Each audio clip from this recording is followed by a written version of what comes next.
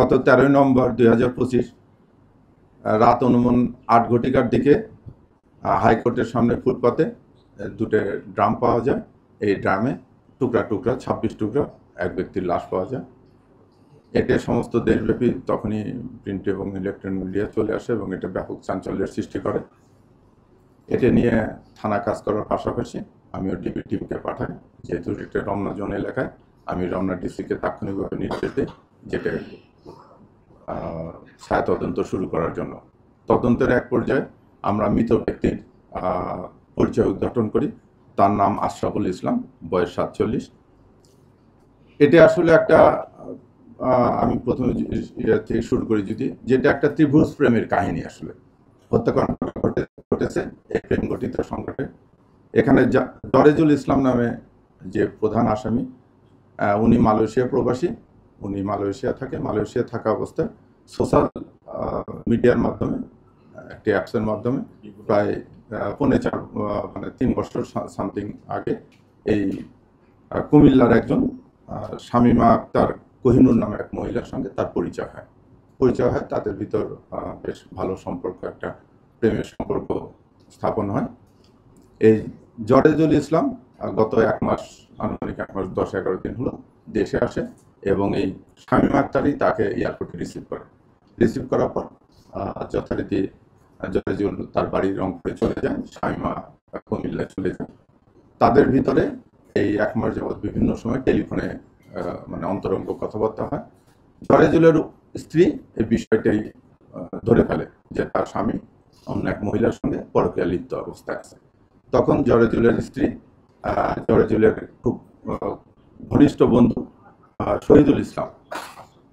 আশরাফুল ইসলামের সহায়তা চায় এবং আশরাফুল ইসলামকে এই শামীমা আক্তার কোহিনুরের নাম্বারটা দিয়ে বলে যে তাকে একটু বুঝান যে সে যেন আমার স্বামীর যেখান থেকে এই পথ থেকে চলে আসে, কারণ আমার স্বামী সন্তান আছে, আমার সংসার আছে।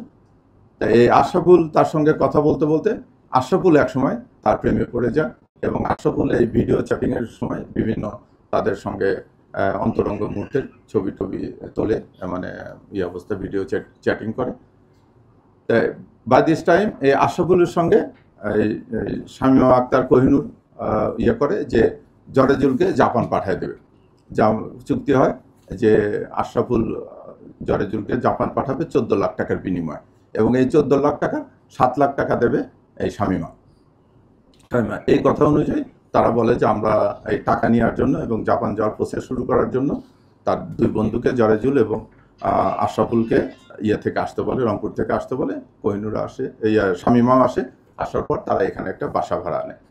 গত 11 তারিখ রাতে তারা রংপুর থেকে রওনা দিয়ে 12 তারিখ ভোরে পৌঁছলে এই শামীমা তাদেরকে সায়দাবাদে রিসিভ করে তারা একটা বাসা তাৎক্ষণিকভাবে 5,000 টাকার বিনিময়ে ভাড়া নেয় এবং ভোটার আইডি কার্ড দিয়ে তারা বাসাওয়ালার নিকট বলে যে আমরা বাড়ি থেকে পালিয়ে আসছি, আমরা বিয়ে করেছি, কিন্তু আমাদের গার্জেন মেনে নিচ্ছে না, সেই জন্য আমরা আপাতত এখানে থাকবো।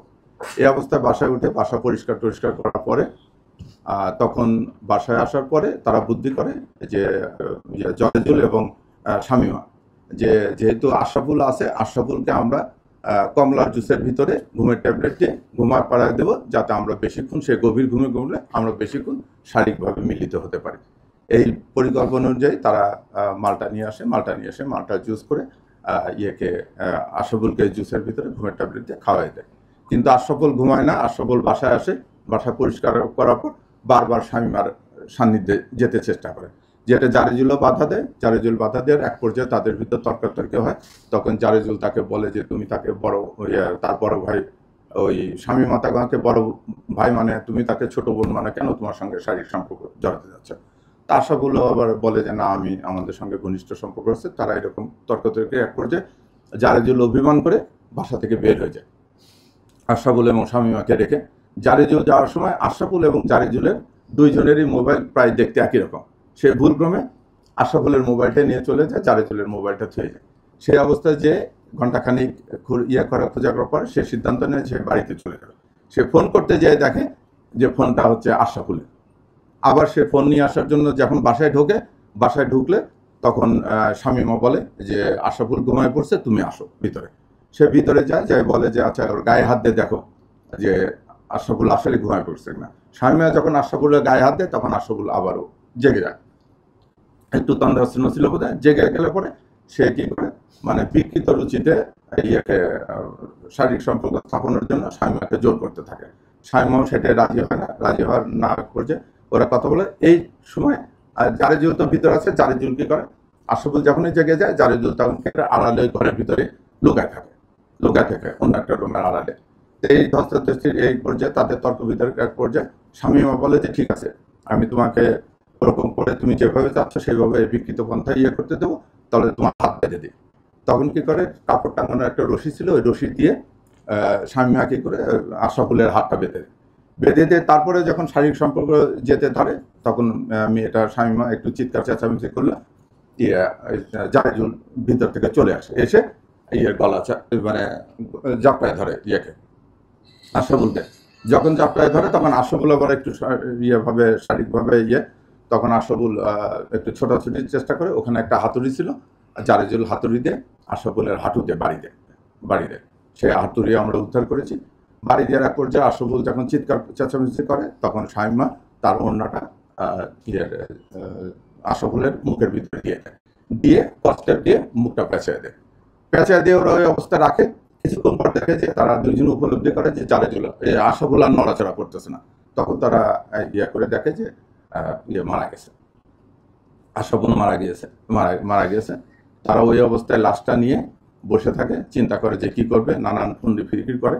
পরের দিন সকালবেলা ওরা বুদ্ধি করে বাইরে যায় তারা ড্রাম, চাল ভর্তি ড্রাম এবং অন্যান্য জিনিসপাতি কিনে নিয়ে আসে, কষ্টে ভেতরে কিনে নিয়ে আসে জারেজুলের কথা মতো যে সে নিজে হাতে মেজের ভিতরে ওই লাশটা টুকরা করে ড্রামের ভিতরে পলিথিন দিয়ে মুখে উঠায় তার উপর চাল দিয়ে তারা আনুমানিক 2টার দিকে একটা সিএনজি করে ওই ড্রাম ভর্তি নিয়ে ঢাকার দুনিয়া থেকে ঢাকার দিকে চলে আসে।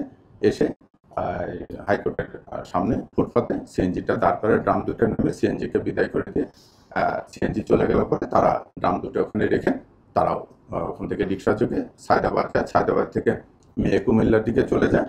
আর জারেজুল ইয়েতে যাওয়ার জন্য, রংপুরে যাওয়ার জন্য বাসে টিকিট কাটে।